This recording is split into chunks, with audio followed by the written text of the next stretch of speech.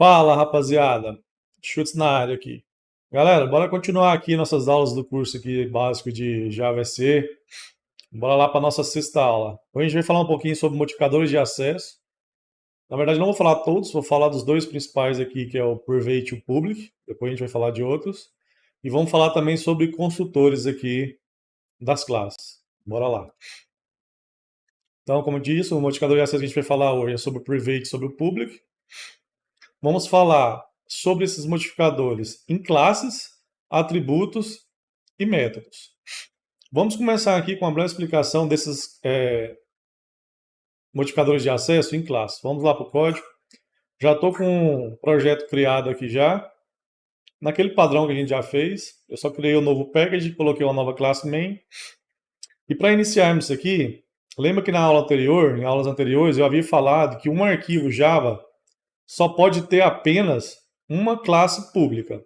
Então, vamos entender um pouquinho sobre isso. Eu vou vir aqui e vou criar uma classe chamada... Acho que o jeito mais fácil para a gente entender sobre métodos, sobre esse negócio aqui, um exemplo simples. Vamos usar aqui uma conta bancária. Vou chamar de conta bancária. Automaticamente a DE já cria para a gente como public, class, conta bancária e aqui é a classe em si. A primeira coisa, como eu havia falado para vocês, classes públicas só pode existir uma dentro de um arquivo .java. Ou seja, o que o Java te obriga? Se você criou um arquivo .java, que é uma classe, automaticamente o nome da classe tem que ter o nome daquele arquivo. Isso aí eu já falei para vocês, já é de conhecimento de vocês. Se eu vier aqui tentar construir uma nova classe pública aqui dentro, ó, conta bancária 2. Olha o que o compilador do Java está reclamando. O que ele está falando? Ó, classe conta bancária 2 é pública. Só pode ser declarada em um arquivo com o nome específico de conta bancária 2.java. Então tá aqui a prova que eu havia falado para vocês. Não se pode ter em um arquivo .java mais de uma classe pública. Então aqui agora está bem explícito para vocês. Por que eu falo mais de uma classe pública? Porque dentro de classes, a gente pode ter classes privadas. Então, até mesmo outra pública aqui dentro, por exemplo, ó, a gente cria uma classe aqui, vou chamar ela aqui de class conta bancária filha, vamos dizer assim. Isso aqui é perfeitamente possível. Tá vendo que o Java não reclama nem nada. Isso são chamados de inner class, ou seja, é uma classe dentro de outra. Eu vou mais para frente, acho que na versão aqui na parte de avançada do Java SE, a gente vai conversar um pouquinho sobre inner class. Isso aqui é muito utilizado, inclusive pela própria API do Java. Mas, assim, não se preocupem com isso agora. Eu vou mostrar mais para frente para vocês o que isso quer dizer. Mas, por hora, vamos lá. Então, só para vocês entenderem que classes públicas é apenas uma por arquivo. Então, esquece por enquanto agora essa classe filha aqui. Não vamos falar dela depois. Então, agora vamos seguir aqui para o próximo passo aqui. A gente já falamos em classe, agora a gente vai falar sobre os atributos. Os modificadores de acesso, tanto público como private, em atributos. Bora lá. Para exemplo aqui, para ficar mais facilzinho, eu vou criar 3 atributos só para vocês terem noção de como é que as coisas funcionam. Vamos criar 3 atributos aqui, só para a gente ter como exemplo. Eu vou criar um int, que eu vou chamar de número, que é o número da conta. Vou colocar número conta, apesar de não precisar, né? Redundante, estou dentro da conta bancária, mas vamos criar aqui, número conta. Vou criar um boolean, que eu vou chamar de ativa. E vou criar um double, que eu vou chamar de saldo. O que funciona, como que funciona o público? Como eu disse, ele é o mais liberal do Java. Ou seja, quando você coloca o modificador public no atributo, qualquer parte do código pode acessar ele. Qualquer outra classe externa, né, ou qualquer objeto consegue acessar esse atributo. Vamos fazer uns exemplos aqui. Vamos vir aqui na classe main aqui, vamos criar uma classe conta bancária, aqui só para teste. A gente vai dar o new conta bancária. Lembra? Para criar um novo objeto, a gente dá o new. Quando eu faço daquela maneira, se eu vier aqui e fazer conta bancária, né, que é objeto, ponto, que é o operador que a gente usa para acessar as opções daquele objeto. você pode ver que a própria IDE já mostra que os 3 atributos estão disponíveis para mim alterar. Eu posso vir aqui, ó, número da conta. Eu vou falar que o número da conta é 1, 2, 3, 4. 1, 2, 5, 4. Beleza. Vem aqui e vou falar que ela está ativa. Então vem cá, ativa, coloco true. E vem cá e vou falar que o saldo da minha conta é, sei lá, 10 mil. Como o próprio exemplo aqui mostrou, quando eu estou usando o public, eu tenho total acesso aos atributos daquele objeto, porque está liberado para todo mundo. Só que vamos começar a imaginar um pouquinho aqui, já vai entrar agora o conceito de encapsulamento, inclusive eu vou mostrar para vocês aqui, vou falar mais à frente aqui, mas já vou dar um pequeno exemplo, já embutindo assim, sobre o que é encapsulamento. As boas premissas quando você está fazendo programação orientada a objeto é de você fazer suas classes serem encapsuladas. O que isso quer dizer? Geralmente, não é obrigatório, mas geralmente você vai construir os seus atributos de classe como sendo private. Por que private? Por causa do seguinte, como eu falei que o public é o mais expansível, é o que libera tudo do Java, a partir do momento que você coloca private nos atributos, aí a própria até IDE já está reclamando, falando que existe problemas, e eu vou explicar o porquê que ela está falando que existe problema. Então o problema está acontecendo justamente por causa disso aqui. A partir do momento que a gente colocou ele como private, ou seja, acontece o que eu havia falado para vocês. Private é o mais restritivo do Java. Então a partir do momento que eu declaro um atributo como private, apenas a classe conta bancária tem acesso a esses atributos. Nenhuma outra classe fora daqui consegue mais acessar esses atributos.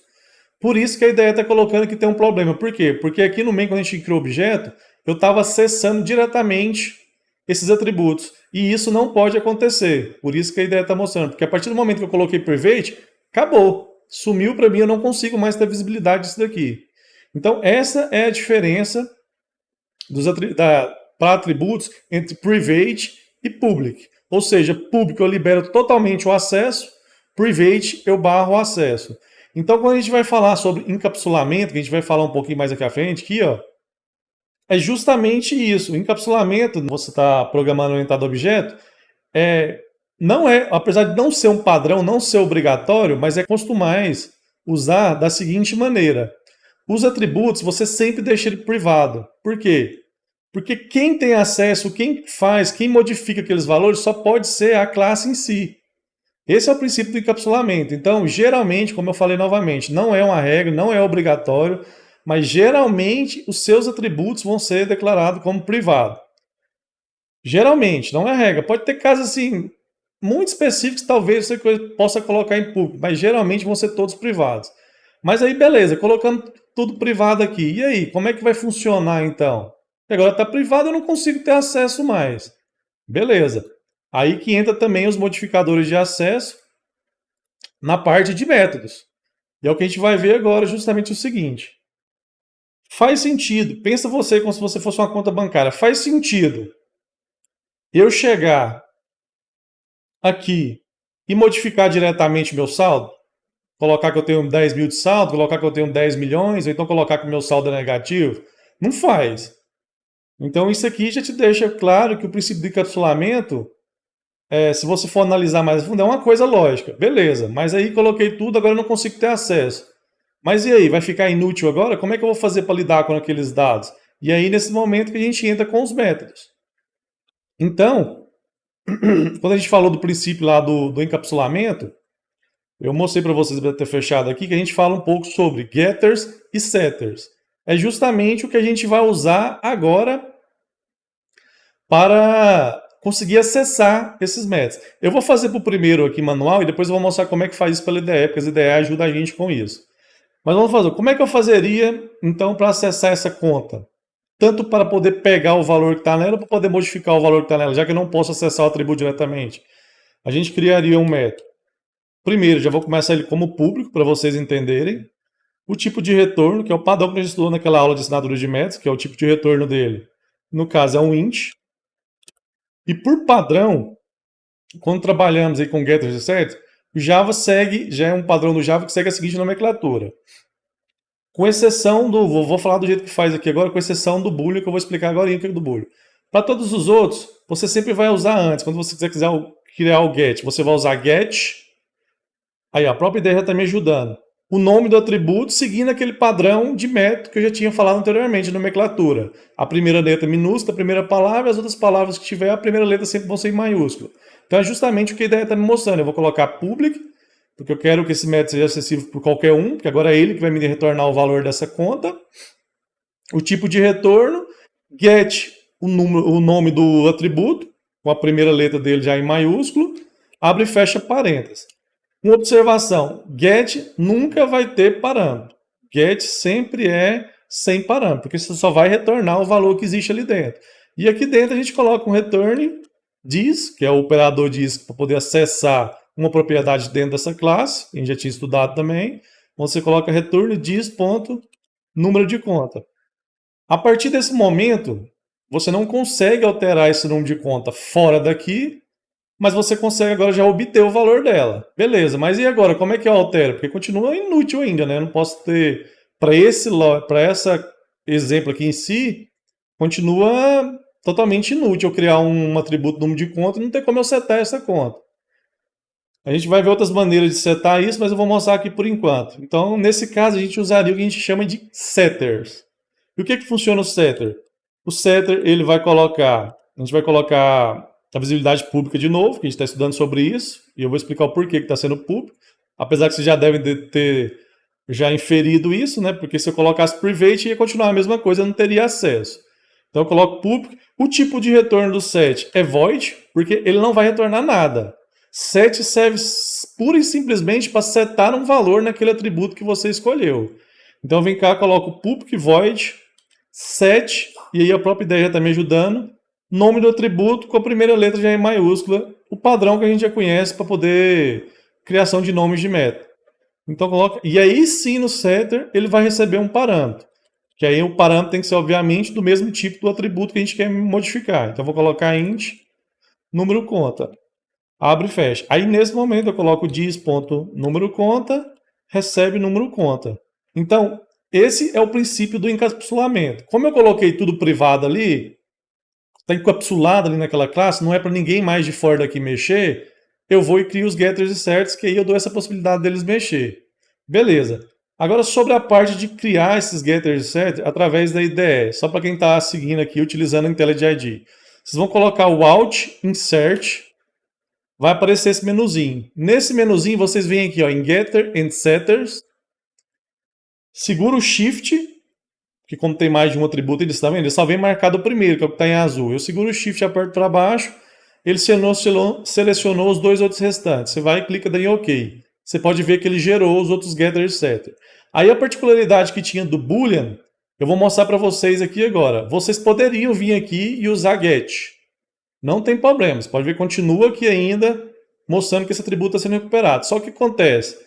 O padrão de se utilizar no Java é o is, igual a própria IDE já fez. Is ativa. Essa particularidade é apenas para o Boolean. Por isso que eu falei para vocês, depois eu faço. Você pode ver que para o Double, por exemplo, continuou o mesmo padrão. Get, o nome do atributo com a primeira em maiúsculo. Set, o nome do atributo com a primeira em maiúscula. Então essa particularidade teve só no nome do get, quando é Boolean, que você usa is. Você pode usar o get também, mas por padrão é utilizado o is. Beleza, a partir desse momento eu consigo manipular essas informações já através do meu objeto. Então se eu vier aqui agora, desse jeito não funciona, obviamente, a gente vem cá e coloca set, número da conta, e passa como parâmetro o número da conta que a gente quer. Deixa eu só colocar novamente aqui um toString. Não se preocupem com esse método aqui ainda. Só para quando a gente printar aquele objeto lá, ficar mais fácil vocês entenderem. Então, beleza, setei a conta, vem aqui e faça a mesma coisa, ó, set ativa, vai receber o true, e o set saldo vai receber esse saldo que a gente passou. A partir do momento, se eu vier cá e imprimir esse objeto, aquele toString, assim, eu vou falar dele mais à frente, mas eu vou mostrar aqui agora para vocês, só para vocês não ficarem totalmente perdidos. Ó, eu vou printar o objeto. Você está vendo que eu estou printando o objeto e não um atributo específico dele. Beleza. Se eu não uso o toString, se eu venho cá e comento o toString, e roda esse código, olha o que vai acontecer. Olha o que ele imprimiu para mim aqui. Ele imprimiu o nome completo daquela classe e o endereço da memória onde está aquele objeto. Esse é o padrão do toString, porque vou falar mais para frente ainda quando eu falar de herança, mas todas as classes do Java, mesmo que você não esteja vendo explicitamente aqui, todas as classes do Java herdam da classe principal chamada Object. E o padrão do toString na classe Object é justamente isso, printar o endereço de memória do objeto. Então, como a gente viu, se eu imprimir desse jeito, sem fazer a sobrescrita do método toString, ele vai imprimir o endereço de memória da onde que está aqui o objeto. Esse é o padrão lá do toString dessa classe Object que eu falei para vocês. Só que por isso que eu venho aqui e faço a sobrescrita. A gente aprendeu sobre sobrecarga, aqui eu estou falando sobre sobrescrita. Sobrescrita, o que acontece? Vou falar mais aprofundado sobre ela quando a gente for ver herança. Por enquanto, só entenda isso. Eu estou sobrescrevendo esse método toString que já existe nessa classe Object, que por padrão printa lá o nome do pacote completo da classe, que é o nome qualificado da classe que a gente fala, que é o nome completo com o pacote, e o endereço de memória dela. Por isso que eu venho cá e faço essa sobrescrita, porque a partir desse momento eu quero que quando eu imprimir um objeto dessa classe, ele vai imprimir no console esse nome conta bancária e os valores dos atributos. É só para isso que esse toString serve, só para vocês terem um contexto. Aí a partir do momento, se eu vim cá agora e imprimir novamente o objeto, olha o que vai acontecer. Vai imprimir justamente aquilo que eu falei para vocês lá, ó, conta bancária, número da conta, se está ativa e o saldo. Beleza? Então vamos voltar aqui para vocês entenderem melhor sobre encapsulamento e sobre esses modificadores. O seguinte, você sendo uma conta, faz algum sentido para você? Você pode, imagina, você poderia chegar no seu banco lá e falar, ó, saldo da minha conta aí agora é 2 milhões. Não, saldo da minha conta agora é 100 milhões. É ilógico, vocês não poderiam fazer isso, concorda comigo? Então, para esse tipo de coisa, analisando, por isso tem que ser analisado quando você vai montar estudo de suas classes, dependendo do contexto que você precisa de determinada classe, você tem que analisar o que deve ou não ser exposto. Por quê? A gente colocou tudo como privado. Beleza. Aí eu falei para vocês que vocês têm que expor agora os getter setter, que são os métodos públicos, para você poder alterar e recuperar aquele valor. Mas nem sempre isso é necessário. Se você tiver por algum motivo, pode acontecer, se você criar algum atributo aqui, por algum motivo você não precisa do set dele, você só precisa ver o valor que ele tem, que provavelmente talvez o valor dele vai ser inicializado por outra coisa, no meio do processo dos métodos e tal, você não precisa expor o set dele. Se você não vai usar, para que você vai colocar o set dele? Às vezes expor o set que modifica aquele valor vai até prejudicar a sua lógica, entendeu? Mas aí você fala, tá, aí você para olhar aqui e fala, cara, seguinte, beleza, eu deixei de acessar os atributos diretamente, estou acessando através de setter get, que no final das coisas dá na mesma, eu só estou escrevendo código a mais. Por que disso? Na verdade, primeiro, por causa do princípio do encapsulamento, e o segundo, vamos supor, vamos tirar por base o número da conta. Vamos supor que se eu tivesse um projeto gigantesco aqui, eu estou usando vários objetos desses de conta bancária em vários outros lugares do meu projeto. Em várias outras classes lá, eu preciso criar uma nova, setar o número de conta e tal. Imagina, aqui não está simples porque estamos usando só no main, mas vamos dizer que essa chamada aqui, ó, essa criação, esse negócio de setar o número, não ocorre só aqui no main. Vamos supor que eu tenho meu projeto já tem 100 classes, sei lá, umas 20 dessas classes eu preciso criar uma conta nova, setar esse número, setar se está ativo ou não, e setar o saldo. Vocês concordam comigo que se eu fosse fizer isso modificando diretamente o atributo, aí eu chegasse no ponto que a gente vai fazer igual agora. Por exemplo, não faz sentido eu criar uma conta com o número 0, ou número negativo, faz? Não, não faz. Então aí começa a surgir o interesse de se ter o set. Por que acontece? Beleza, eu vou vir aqui no set e vou fazer o seguinte, ó, vou fazer assim, ó, if número conta for menor do que 0, eu simplesmente dou um return. Quando a gente dá um return no método, é como se fosse o break lá dentro do switch ou do loop. Ele simplesmente retorna e não executa o que está aqui embaixo mais. É só para vocês entenderem. Então, beleza. Quando eu vou criar uma conta, eu não posso ter uma conta com número negativo. Então, quando eu estou usando set, já faz mais sentido por causa disso. Vamos supor, eu volto naquele contexto. Em vez de eu estar usando o set, eu estou setando esses atributos diretamente num monte de lugar. Aí, a partir do momento, eu preciso ter essa validação. E aí, o que ia acontecer? Ia acontecer que eu ia ter que, em cada outro desses arquivos que faz essa mesma lógica de setar o número de conta, se eu estivesse usando o atributo normal, ia ter que fazer os if nesses lugares. E a partir do momento que eu encapsulei e passei a usar o get e o set, eu já não preciso isso mais, porque a partir do momento que eu fiz essa lógica no set, acabou. Se eu tiver 200 arquivos fazendo essa mesma chamada aqui, os 200 arquivos vão estar respeitando essa lógica que eu coloquei. Então é por isso que aqui faz sentido você ter o getter e o set. Então não é só porque eu deixei de acessar o atributo diretamente para passar a acessar ele através de método. Não é só por isso. Um exemplo do que pode servir para você ter esse tipo de coisa, esse encapsulamento, é justamente isso. Porque se você não tivesse esse encapsulamento e tivesse acessando diretamente os atributos, ia ser muito mais complicado para você validar esse tipo de coisa, porque você ia ter que fazer essa validação toda vez em qualquer lugar que você fosse usar essa atribuição de número de conta. Então, aqui já mostra por que é interessante você ter um encapsulamento. E é porque é interessante você usar getter e setter. Só que aí, beleza. Chegou num ponto que eu faço o seguinte, que é justamente aquela coisa. Beleza, eu deixei de alterar o atributo diretamente, e só que eu estou setando o saldo aqui do jeito que eu quiser. Simplesmente estou setando. Eu chego lá e seto 1 milhão. E como eu já disse, não faz sentido nenhum. Se não faz sentido nenhum, para esse caso em específico, a gente está falando do saldo, por exemplo, não faz nem sentido ter o set dele. Porque o set do saldo vai virar exatamente como se eu estivesse acessando o saldo diretamente. A única diferença é que eu poderia, por exemplo, colocar uma validaçãozinha dessa aqui que seja. Mas fora isso, estaria sendo a mesma coisa. Então, para o saldo em si, não faz sentido você ter o set. Aí você me fala, por que não faz sentido? Porque aqui, analisa comigo, como que você consegue modificar seu saldo num banco? Quais são as possibilidades? Ou através de um depósito, ou através de um saque, ou através de uma transferência, ou através de tarifas do banco que vai descontando mensalmente e tal. Mas é só desse jeito. O banco nunca vai te permitir chegar lá, não, ó, seta na minha conta e agora 2 milhões. Nunca vai te permitir. Entendeu? Então, por isso que nesse caso específico, para ficar fácil de vocês entenderem, o set saldo não faz sentido. Então, eu tiro o set saldo e a partir desse momento, que já que eu preciso movimentar isso aqui, eu começo a fazer o negócio. Por exemplo, eu faço um void depositar e ele recebe um double com o valor que eu quero depositar.